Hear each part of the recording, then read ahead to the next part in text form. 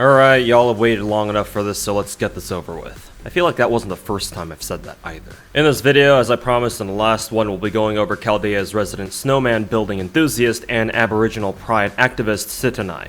Sitonai? Sitting Master? Sitonai sitting on Sitting Master? Legal Ilya is a 5-star alter ego in FGO, so I don't want anyone making any FBI or Keisatsu-san jokes in the comments section, though I'm sure that won't stop some, if not most of you. She was introduced with Lost Belt 2, but added to the game officially with the first Oniland event.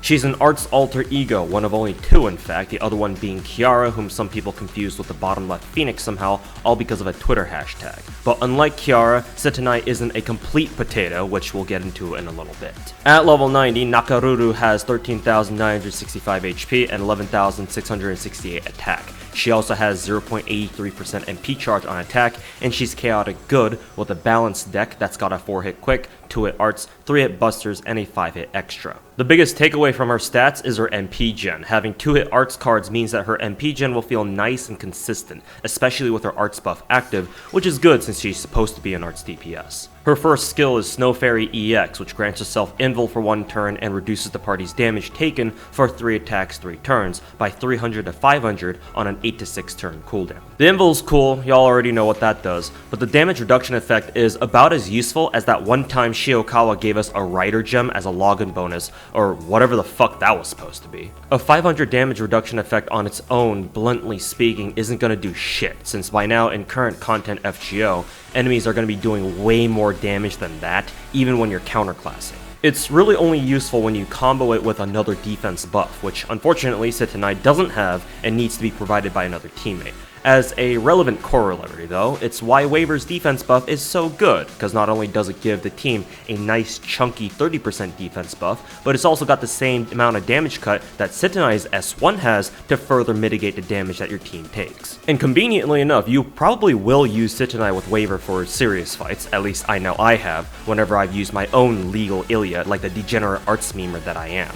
So together with both Ilya's and Waver's damage cuts working together, along with Waver's defense buff, you might actually start noticing that your party has a bit more health than they otherwise would, and hey, that might be enough to save a servant or 2 in the long run. The biggest problem with this skill by this point then is finding a good time to actually sync Waver's defense buff and Ilya's S1 together so that they actually overlap while not just tossing her invul out the fucking window. So practically speaking, you probably aren't gonna put Ilya's damage cut effect to much use anyway most of the time. Her second skill is Emotional Freezing B, which increases her own arts performance for 3 turns by 20 to 30% and gives her a one-time debuff immunity for 3 turns on a 7 to 5 turn cooldown. On paper, this skill might not sound all that amazing. It's Sitonai's color buff that only scales from 20 to 30%, as opposed to a proper mana burst style skill that has a 50% scaling, and its debuff immunity effect only blocks 1 debuff in like 3 turns. But it's actually a whole different story in practice. The arts buff lasting for 3 turns instead of 1 is crucial because it means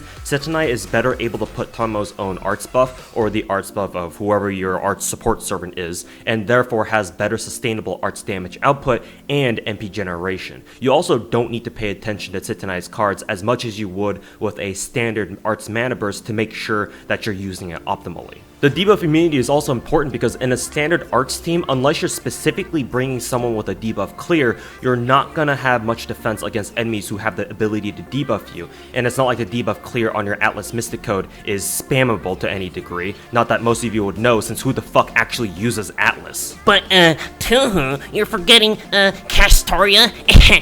She has, debuff removal on her NP. Yeah, I know. Now shut the fuck up and get your dumbass back to your NA beta server already. Obviously, this won't really help against enemies that debuff you more times than Mr. Slice rolls defense stats on his Genshin artifacts, but against enemies that occasionally debuff you, this skill helps Sitonai maintain optimal performance as much as possible. And as a cherry on top, this skill has a very short cooldown of 5 turns at max level, which makes the skill really spammable with your friendly neighborhood fluffy fox. Her third skill is Kamui Yukar A, whose pronunciation I totally butchered, and so did you. It has a 60 to 80% chance to give her a 3-turn 20% attack buff buff and a 3-turn star gen regen buff that produces 10 stars every turn. It also gives her a 20 to 30% charge, which is guaranteed, all on an 8 to 6 turn cooldown. Of note, the attack buff and the star regen buff are independent of each other, so it's possible to get one or the other, both, or neither depending on your luck. Welcome to FGO. You already know what I'm going to talk about first. The 30% charge is the best thing about this skill, since it's both guaranteed and it's fucking direct MP charge, which is the best thing since free sync quartz in this damn game. The attack and star regen buffs are alright on their own. The attack buff is more useful since it complements Sitonai's arts buff pretty well and makes her damage output even better, but the star regen buff is admittedly really nice too in teams that have naturally consistent star gen or skills that also produce stars directly. If these buffs were guaranteed, then they'd have a lot more impact on how Sitonai plays, but as it stands, treat it like a charge skill with some nice bonuses if things go your way, which, again, admittedly should be most of the time if you have the skill leveled, which you should because it's 30% charge. But you know how FGO is sometimes. Her passives are Magic Resist C, which increases her debuff resist by 15%, Territory Creation A, which increases her arts performance by 10%, Item Construction B, which increases her debuff success rate by 8%, Goddess Core B, which increases her damage by 225, and further increases her debuff resist by 22.5%, and High Servant A, which does literally nothing. Very cool.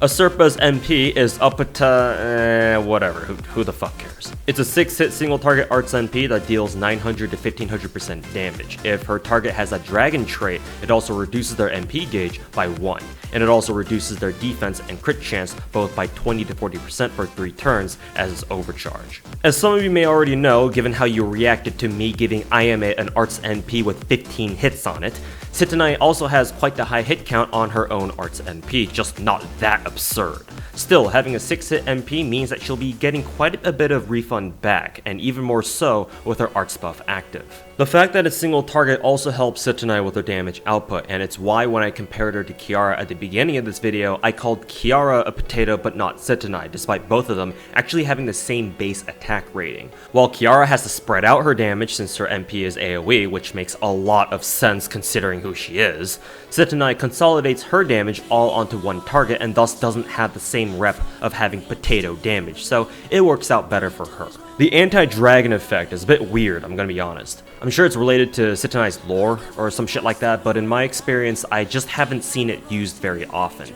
Yes, I know that wyverns and other dragon enemy types are usually riders, and that there are quite a few enemy servants who also have the dragon trait, but there are also a lot of other enemies that you'd bring Sitonai against who don't have the dragon trait, so what gives? For what it's worth, it still is important enough to take into account if you do happen to find yourself using Sitonai against a dragon enemy, since it gives her the valuable ability to control their NP, especially if you can start spamming her MP in an arts team, but most of the time that won't be the case. What is always relevant though are the debuffs on her overcharge. The defense down softens up her target for follow-up attacks, especially if Sitonai is able to follow up with a full Brave Chain, and the crit chance debuff helps control her target's damage output, so they're both quite nice to have. Kula's whole kit is made up of moderate pieces of utility that on their own don't stand out very much. A 500 damage cut, 30% arts buff, one-time debuff immunity, an RNG 20% attack buff, an RNG star regen buff, a 20% defense debuff, and a 20% crit chance debuff.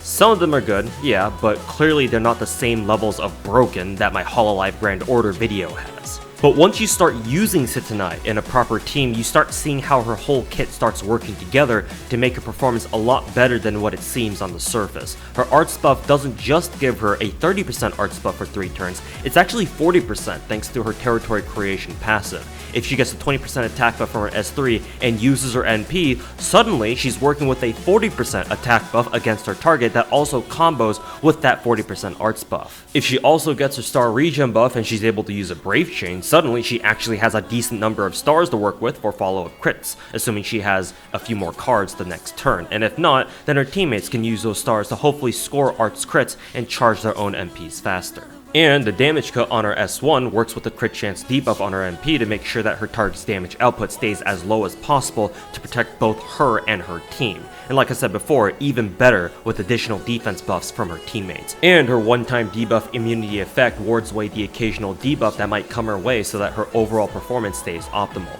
Even if she doesn't have her immunity up, Sitonai has naturally higher than average debuff resist thanks to her being part of the Goddess Core Club, so she still has a decent chance of dodging debuffs on her own anyway, which is a really nice perk to have as an arts DPS. And that's what makes Sitonai so underrated in my opinion. Nothing about her screams overpowered or at least out of the ordinary, she just brings consistently good performance as an arts alter ego with the added bonus of having the flexibility of being used against any of the cavalry classes. Maybe an enemy Kama might give her some trouble, especially if she uses her own third skill, but hey, look what happens in Heaven's Field. For teammates, well, by this point I don't think you need me to tell you who to use with an arts DPS. I think it's quite obvious, thank you very much.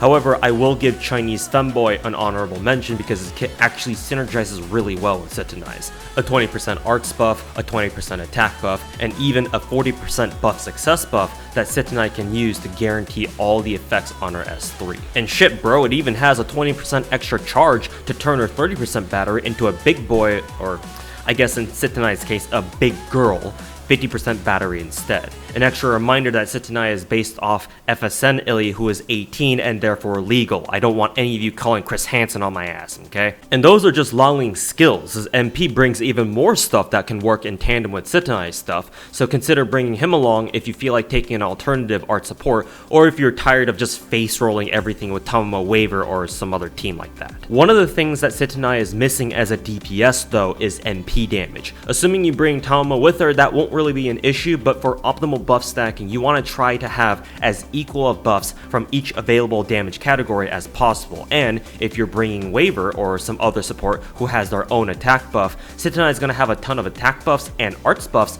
but not that much MP damage buffs, relatively speaking, so bringing Holy Knight Dinner or another MP damage buff CE is quite nice. If not that, then an attack buff or arts performance CE of your choice will do just fine. Just make sure they have full attack stats, not HP stats or split stats. Her own Bond CE increases party arts performance and MP damage by 10% when she's got it equipped and is on the field.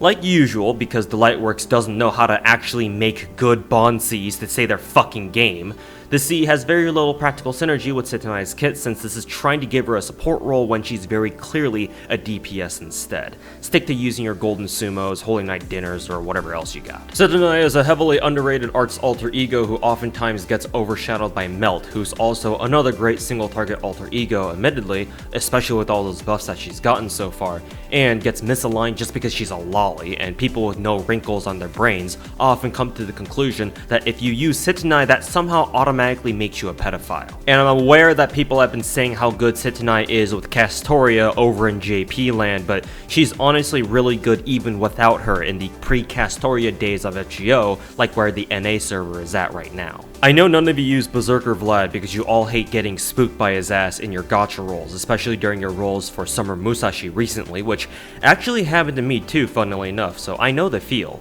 But I feel like Sitonai has the same playstyle as Vlad, but she trades half her damage viability for the ability to not get melted in 2 or 3 hits like most Berserkers do in this game. So on the off chance that you actually do know how Vlad plays, and you actually like his playstyle actually, Sitonai might be a great fit for you too. And that's all you need to know about the Ilias Veal, who's here to talk to you about cultural appropriation. For those of you who kept bitching about how I wasn't making any of these videos for most of this year, here you fucking go. So shut your retarded asses up for once in your goddamn lives. Everyone else, thanks for watching, and I appreciate y'all being patient with my lazy ass. I'm also streaming more regularly now, so stop by if you want to watch me stream some gacha games over at twitch.tv/TohoSniper98. Next video is how to use every servant in FGO, so look forward to it. Deuces.